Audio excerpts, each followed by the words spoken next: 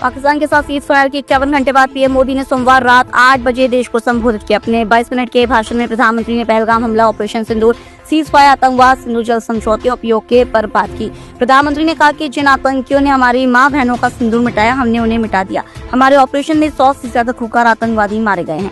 उन्होंने कहा कि कोई भी न्यूक्लियर ब्लैकमेल भारत नहीं सहेगा। उसकी आड़ में पनप रहे आतंकी ठिकानों पर भारत सटीक और निर्णायक प्रहार करेगा। कर्नाटक में कांग्रेस ने सोशल मीडिया पर एक पोस्ट किया जिसमें जम्मू कश्मीर और पाकिस्तान का हिस्सा दिखाने वाला नक्शा था।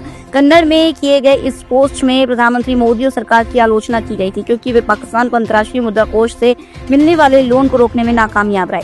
हालांकि ये पोस्ट अब एक्स से हटा दी गई है। जब इस बारे में पूछा गया तो पार्टी के प्रदेश अध्यक्ष और उप मुख्यमंत्री DK शिव कुमार ने कहा, ये गलत है, एक छोटी सी गलती थी, हमने सब कुछ हटा दिया है, किसी ने शरारत न की थी। जम्मू कश्मीर, पंजाब और राजस्थान में मंगलवार सुबह हालत सामान्य है। इससे पहले सोमवार रात करीब 9 बजे पाकिस्तान ने लगातार तीसरे दिन सीज फायर का उल्लंघन किया। जम्मू कश्मीर के सांबा, पंजाब की जलंधर, पठानकोट और राजस्थान के बाड़मेर में ड्रोन नजर आए। एयर डिफेंस सिस्टम ने सांबा और पठानकोट में ड्रोन मार गिराए, जबकि पंजाब की होशियारपुर में धमाके सुनाई दिए।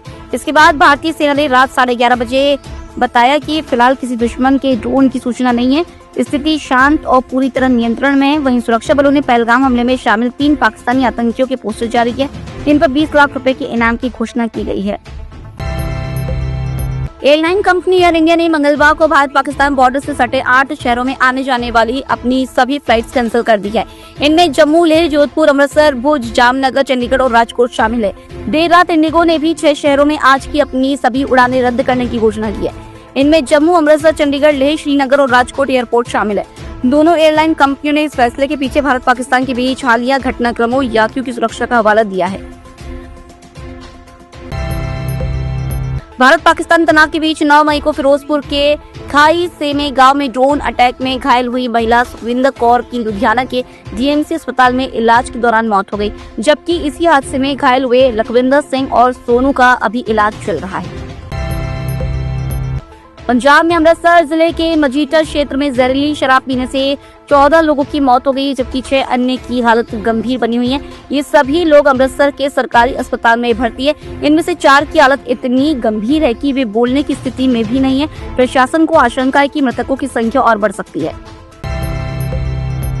मौसम विभाग के मुताबिक मंगलवार को हरियाणा, छत्तीसगढ़ समेत 29 राज्यों में आंधी तूफान का अलर्ट जारी किया है। असम, अरुणाचल सहित 5 राज्यों के कई जिलों में तेज बारिश का अनुमान है। वहीं झारखंड, केरल और तमिलनाडु में उमस हो सकती है। बिहार, पश्चिम बंगाल और सिक्किम में हीट वेव की चेतावनी दी गई है। इन राज्यों में तापमान 35 डिग्री से 43 डिग्री के बीच रहने का अनुमान है। अगले 4-5 दिन यही स्थिति बनी रहेगी। विराट कोहली टेस्ट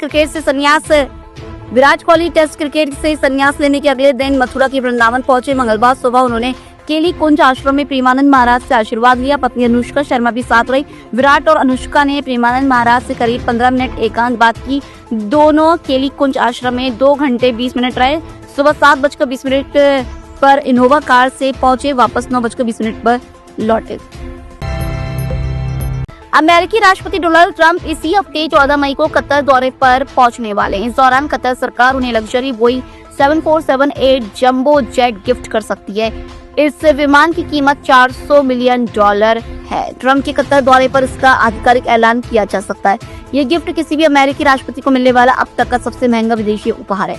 हालांकि ऐलान के बाद भी ट्रंप को ये गिफ्ट अभी नहीं मिलेगा। अमेरिकी राष्ट्रपति डोनाल्ड ट्रंप ने कहा है कि उन्होंने भारत पाकिस्तान के बीच होने वाली परमाणु जंग रोक दी है। उन्होंने सोमवार को व्हाइट हाउस में पत्रकारों से कहा, अमेरिका ने दोनों देशों के बीच सीज फायर कराने में मदद की है। ट्रंप ने कहा, मुझे यकीन है कि यह सीज फायर स्थायी होगा। दोनों देशों के पास बहुत सारे परमाणु हथियार है। इससे एक भीषण परमाणु जंग छिड़ सकती थी, लाखों लोग मारे जा सकते थे।